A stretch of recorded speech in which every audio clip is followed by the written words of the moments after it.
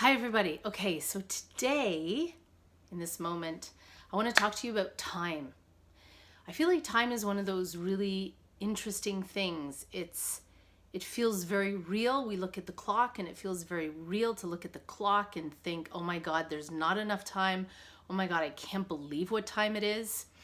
And we also have so many stories and so many beliefs and so much emotion around time. So let me ask you this. How do you feel about time? When you think about time, what do you think about? If I was to just jump in right now, what do I think about time? I would write down things like this. There isn't enough time. Time is against me. Time is slipping away from me. I'll never have the time. I have to work hard to create the time. I mean, I am very good at time management. I'm very good at prioritizing, and I still can recognize that I have a lot of beliefs and a lot of stories about time.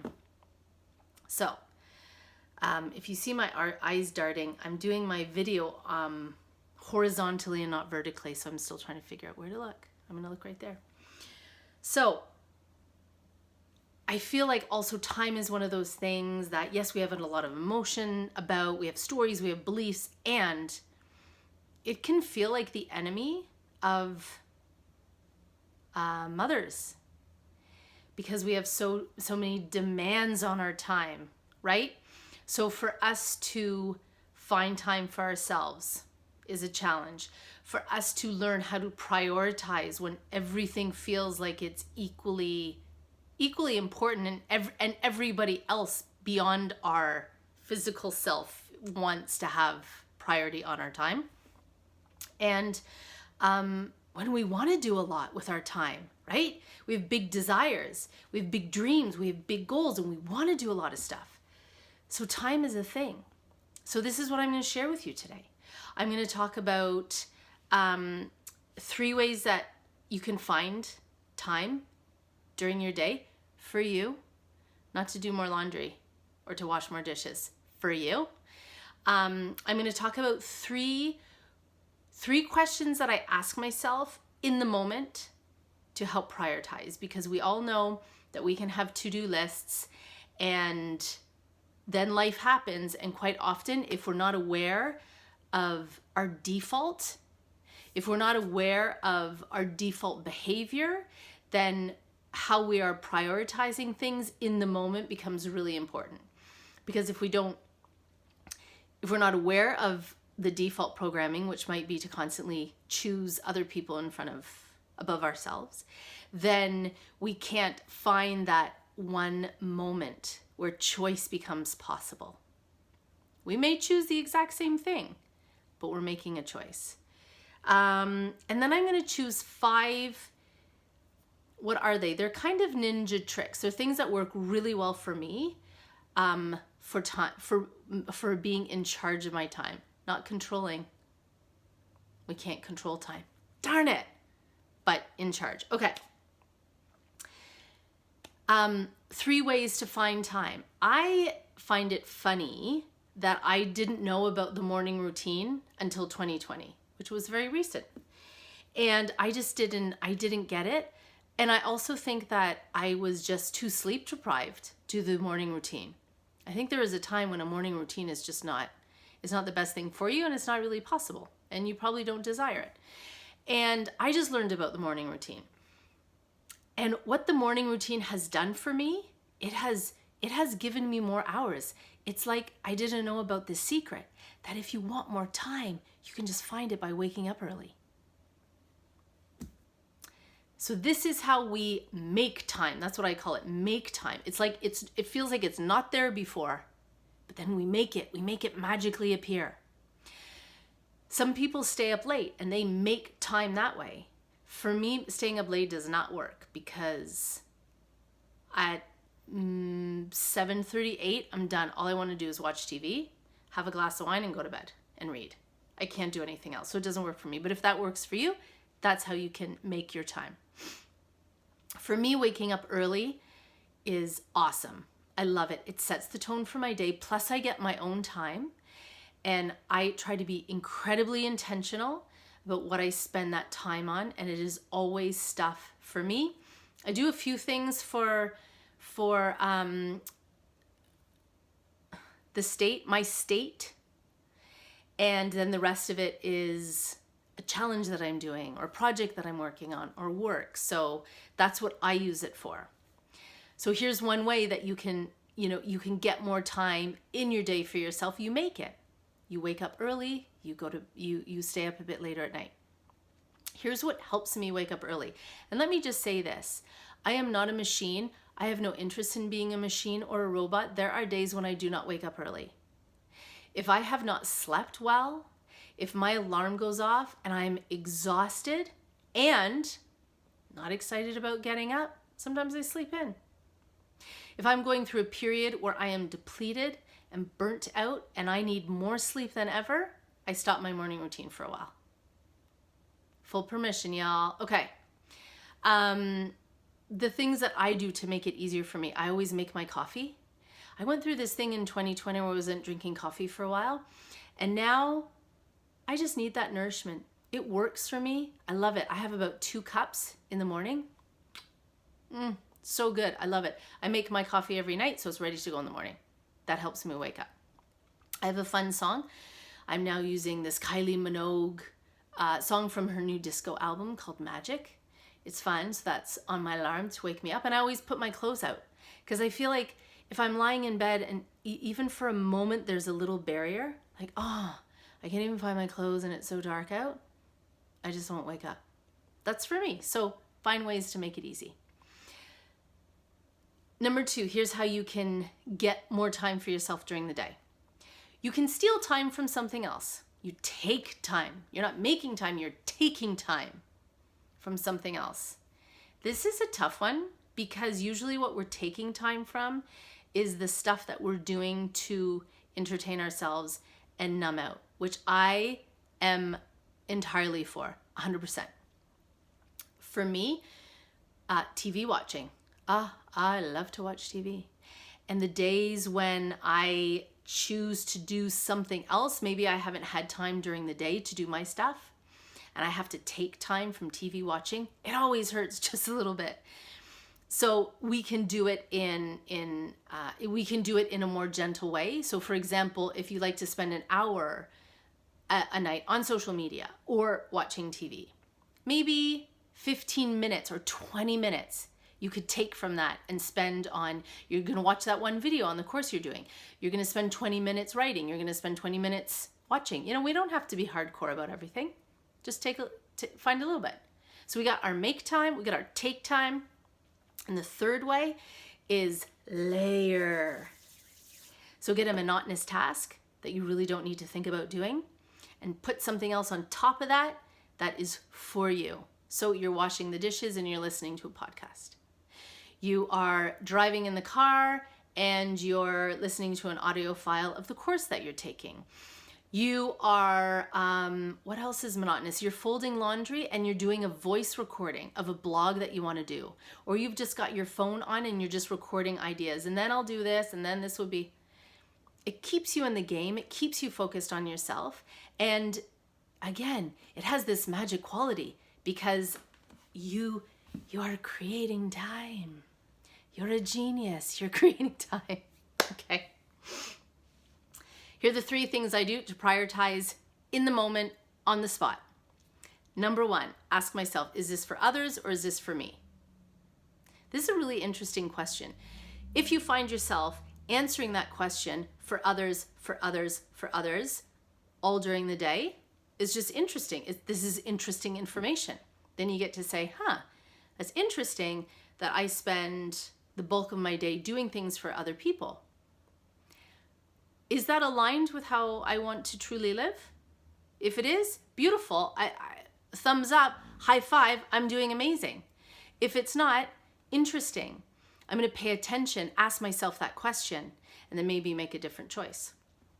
So you're in the moment, you have a bunch of things that need to be done, you're looking at the clock, you're freaking out, you're trying to decide what to do. Ask yourself, is this for others or is this for me? Even just asking yourself the question, regardless of what you do after that, is super powerful awareness. Just begin to notice. Second thing is, I always make sure I do something for myself every single day. Every single day, I do something for myself. I haven't had a day probably in the last 5 years where I haven't had my own time, because I'm just so fierce about it, because I know that I get super bitchy and angry and sad and kind of horrible to live with if I don't do that. So for me, I'm always booking in the me time, so it doesn't even become something up for debate. Gotta have one thing. So maybe you reach a point where you're having to make a decision on a priority, and you could ask yourself the question, have I had me time yet today? You feel like, yeah, I did my workout already this morning, and I feel pretty good about that. That's my tea time done. Then we now get to, move on down the labyrinth of questions, being aware, deciding, knowing that we have a choice. Number 3, what task needs what environment? For example, if your kids are out of the house at school, they will be one day, don't worry. And you have an extremely messy kitchen and you like a clean kitchen, so that's something important to you.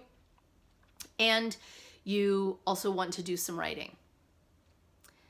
What task needs what environment? So for me, when I'm doing creative work, I need quiet and space. I cannot do it when my kids are home. It's very difficult for me. Can I wash the dishes when they're home? Absolutely. Boom, priority. I'm going to write now. I'm going to leave the dishes until they get home. So first question, is this for others or is this for me? Just to notice. Have I had my me time yet today? Just to notice.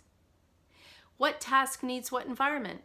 And these are all on-the-spot ways to determine priorities. When 2 things are coming up against each other, or 5 things are coming up against each other, and we are trying to not go from default programming, which may be for us. I always do things for other people first. I never have me time, and I choose domestic duties over my own passions, my projects. Okay, last thing, 5 things I do. Ninja tricks, ninja time tricks. I leave huge buffers of time. Buffers of time. If I have to go, back in the days when I used to ride the subway, when, I was out and about doing things before COVID, if I had to go somewhere and I knew it was 15 minutes there and 15 minutes back, for me, that's an hour and a half. I'm booking an hour and a half off. I hate being rushed.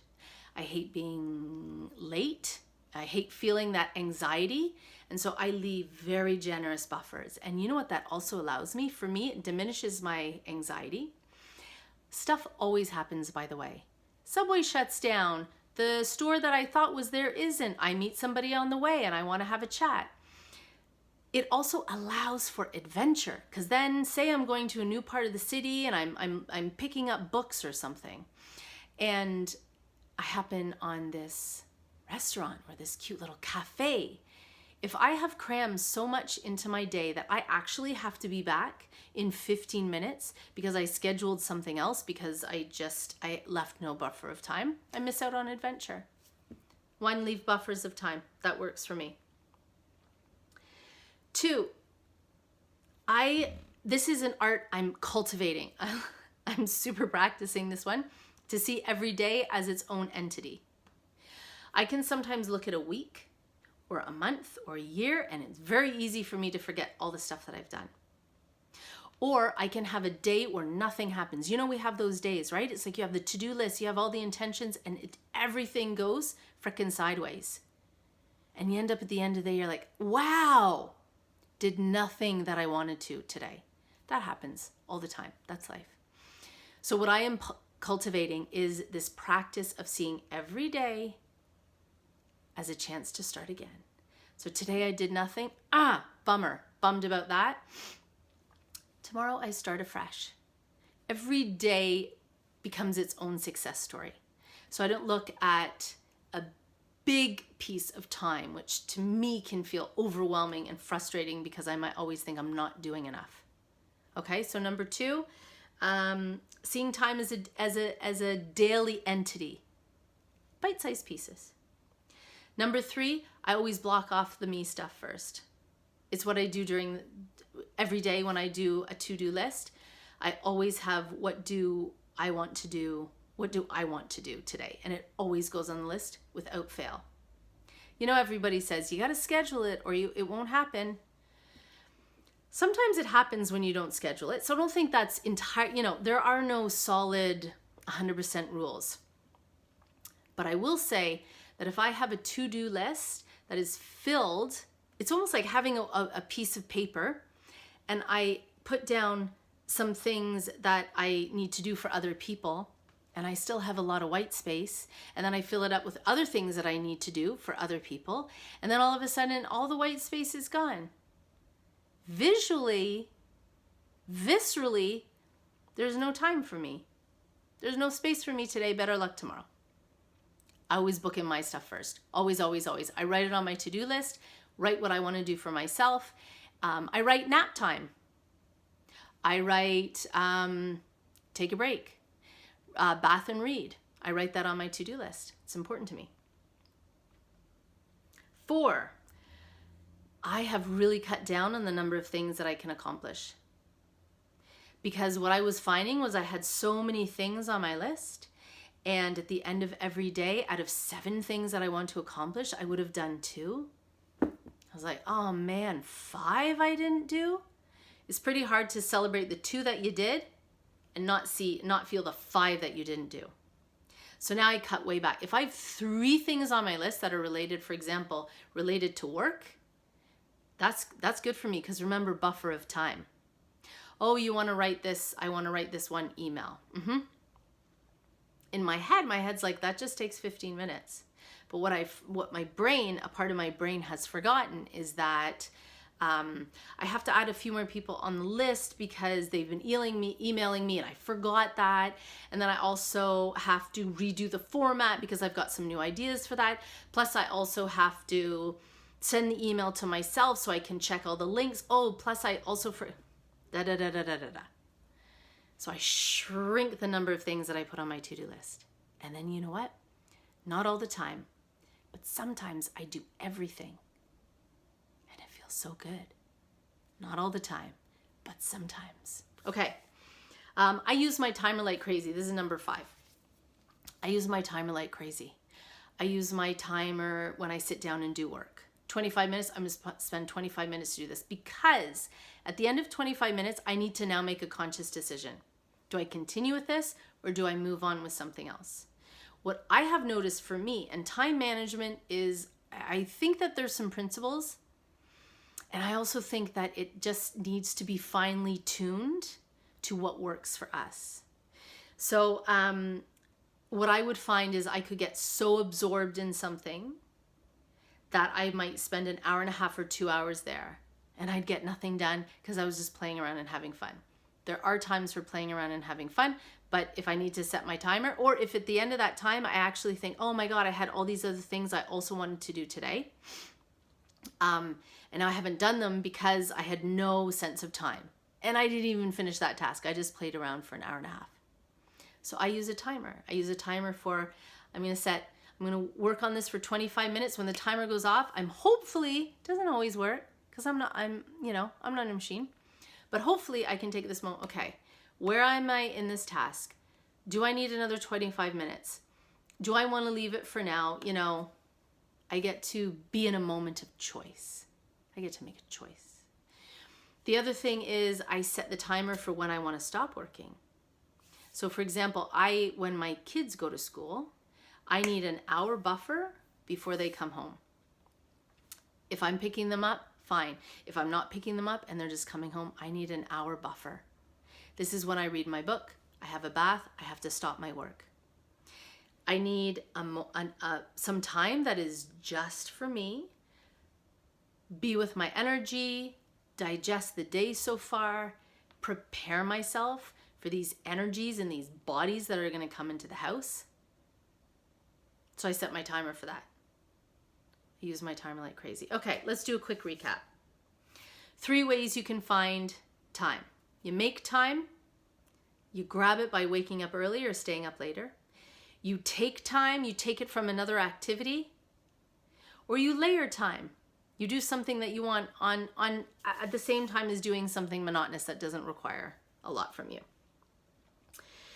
3 ways to prioritize on the spot in the moment. First of all, am I doing this for others or myself? Second, have I had me time yet today?